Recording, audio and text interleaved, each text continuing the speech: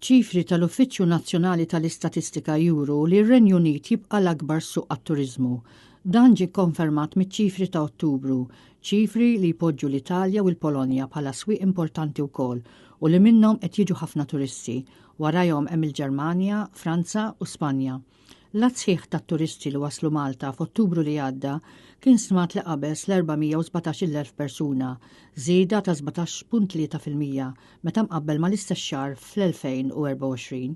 L-NSO qal li l-att kollu tal-jili li t-turisti qattaw f'Malta qabeż il-2.5 miljun lejl, bin-nefqa kollha tagħhom f'Malta kienet ta' kważi 438 miljun. 9 minn kull 10 jili f'Malta qattawhom fi stabilimenti ta' akkomodazzjoni mikrija. Apparti minn hekk, l-istess statistika tal-NSO turi li fl-ewwel 10 xhur tas-sena it-turisti li waslu Malta qabżu 3.4 miljun.